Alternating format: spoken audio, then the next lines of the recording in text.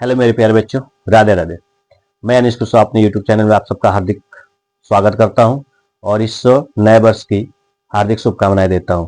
और मैं माता रानी से प्रार्थना करता हूं कि आपका ये भविष्य और ये साल सबसे बेहतर हो और उज्जवल हो। तो आज हम सब पढ़ने वाले हैं क्लास 12 इंटरमीडिएट का एक इम्पोर्टेंट क्वेश्चन जो कि मैट्रिक्स और डिटर्मिनेंट यानी सार्डिक से लिया गया है। ठीक है। और ये क्वेश्चन जो होता है हर साल 8 नंबर में एक आता है और ऐसा कोई साल नहीं है जिस साल ना आया हो, हर साल आता है ये। अब ये है कि अंक बदलते रहते हैं, क्वेश्चन सेम रहता है।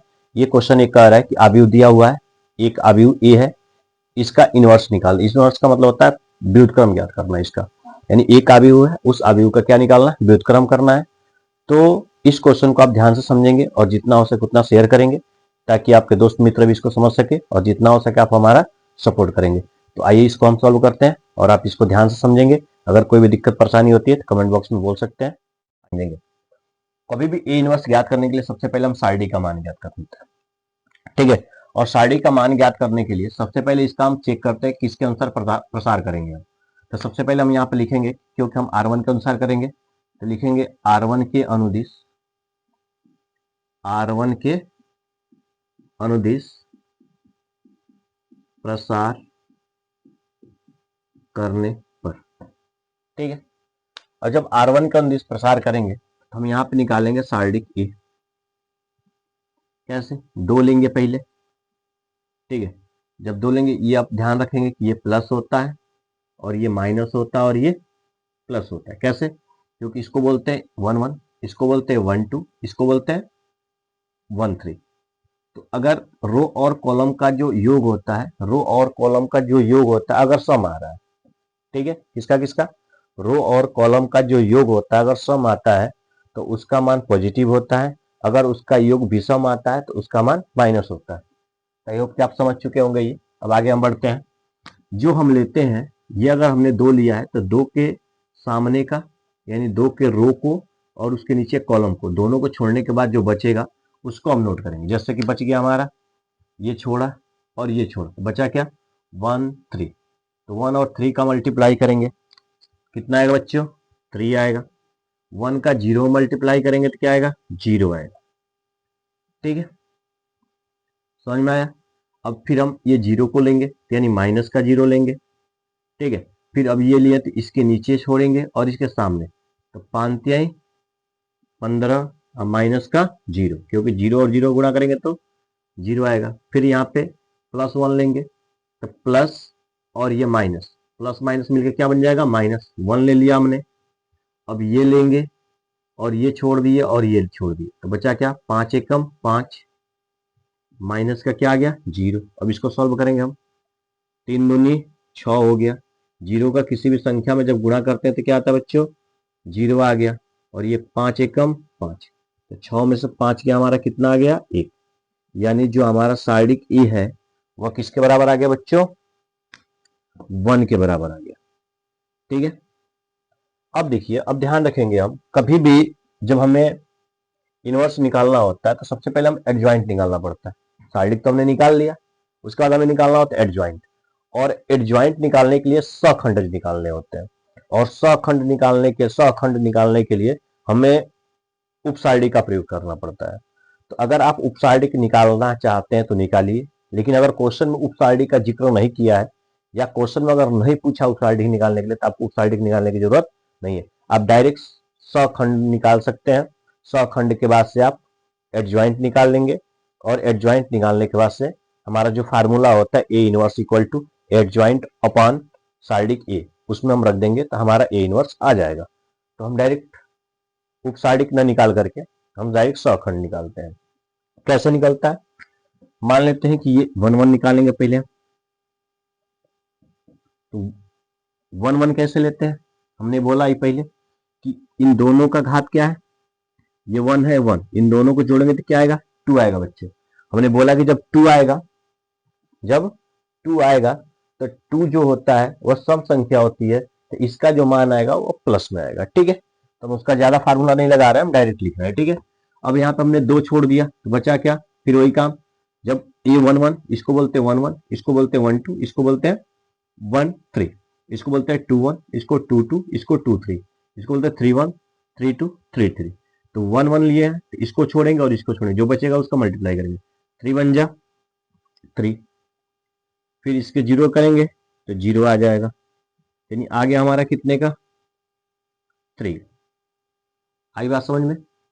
फिर एक बार हमने बताया, इसको छोड़ोगे इसको छोड़ोगे, 3 एकम 3, एक में जीरो गुणा करोगे तो क्या आएगा 0, यानी आगे हमारा कितने का 3 का आएगा। ठीक है, और फिर हम निकालते हैं ये 1 2। अब देखिए ये 1 2 आया है तो 2 और 1 3, ध्यान देंगे ये 1 2 आया है ना, तो 2 और 1 3, 3 हमारा क्या है विषम घात है। फिर ध्यान देंगे 1 2 निकालेंगे तो 2 और 1 3, 3 हमारा क्या है विषम घात है, तो इसका जो मान आएगा किसमें आएगा नेगेटिव में, किसमें आएगा नेगेटिव लगा लेंगे। और फिर देखेंगे यही ना है, इसको छोड़ेंगे और इसको छोड़ेंगे तो 5 तिहाई 15, माइनस का 0, यानी आ गया माइनस का 15। ठीक है, आप समझ में आया होगा।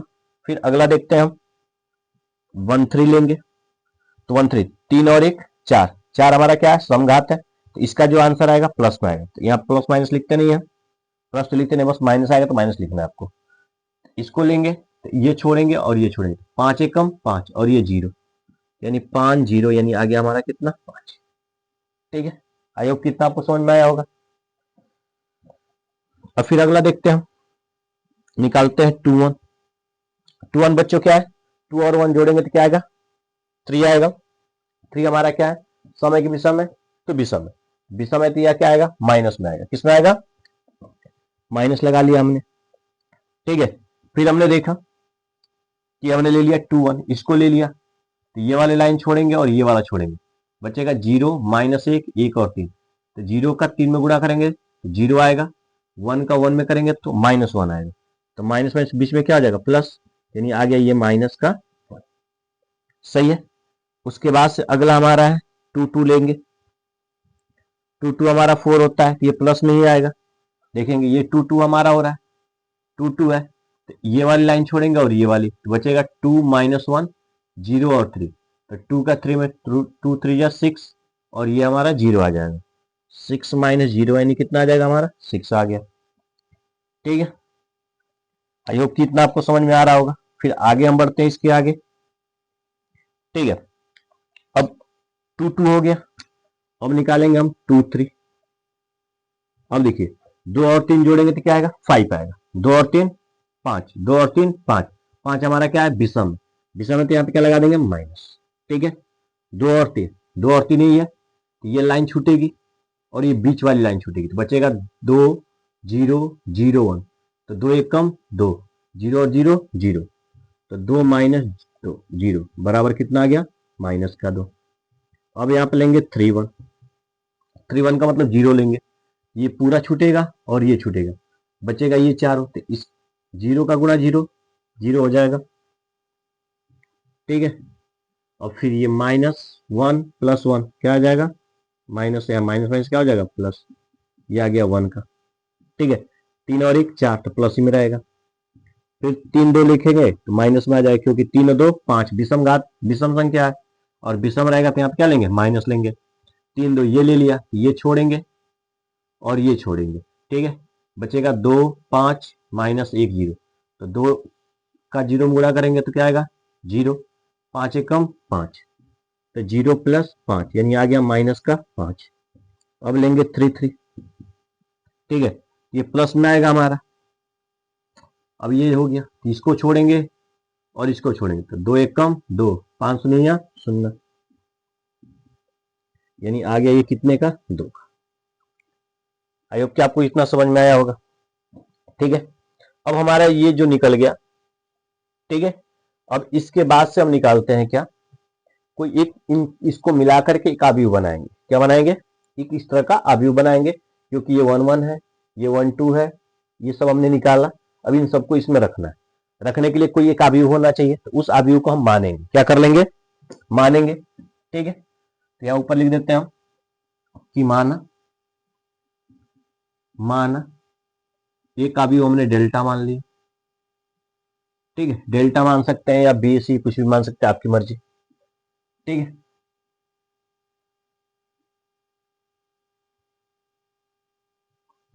रखिए इसको, यहां पर रखा गया 3। फिर 1 2 कितना है -15, ये कितना है 5, ठीक है,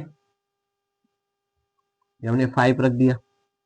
उसके बाद से 2 1 कितना है -1 है,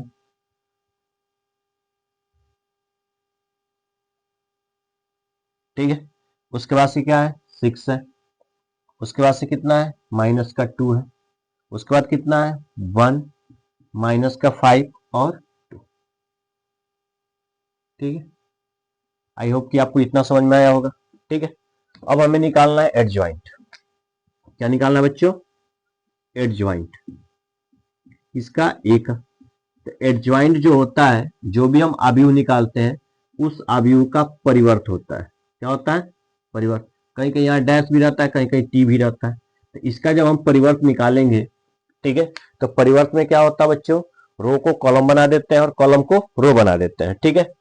तो आप समझेंगे यहाँ पे हम इसी अवयव को क्या करेंगे, फिर से चेंज करेंगे।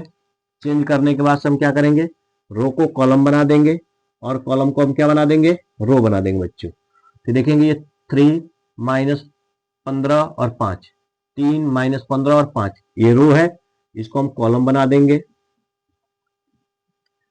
फिर ये -1 6 -2 1 -5 और 2, ये हमारा बन गया, ठीक है। ये हमारा एडजॉइंट निकल गया। क्या निकल गया बच्चों? एडजॉइंट निकाल लिया हमने, ठीक है। अब एडजॉइंट जब निकल गया हमारा, ठीक है, अब हम निकालेंगे इनवर्स। क्या निकालेंगे बच्चों? हमें पता है कि ए इनवर्स का जो फार्मूला होता है बच्चों, वो होता है एडजॉइंट ए अपान सार्डिक ए, ठीक है, यानी सार्डिक ए का मान, ठीक है। अब एडजॉइंट तो हम लिख लिए, एडजॉइंट का मान हमको पता है, इसको हम पहले लिख लेंगे 1/1 हो जाएगा, ठीक है, क्योंकि इसको हम ऐसे भी तो लिख सकते हैं बच्चों 1 सार्डिक ए, उसके बाद यहाँ पे लिख देंगे इनटू एडजॉइंट ए, ऐसे भी हम लिख सकते हैं, ठीक है। तो पहले हमने सार्डिक ए का मान निकाल लिया, क्योंकि सार्डिक ए का मान हमने निकाला था, कितना आया था बच्चों, 1 आया था, हमने 1 ले लिया।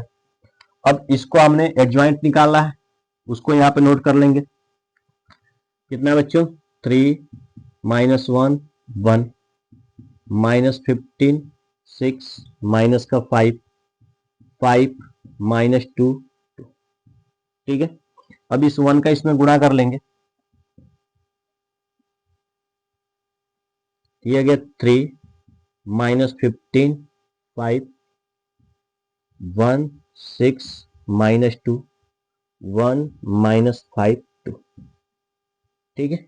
ये हमारा निकल गया बच्चों ए इनवर्स। क्या निकल गया?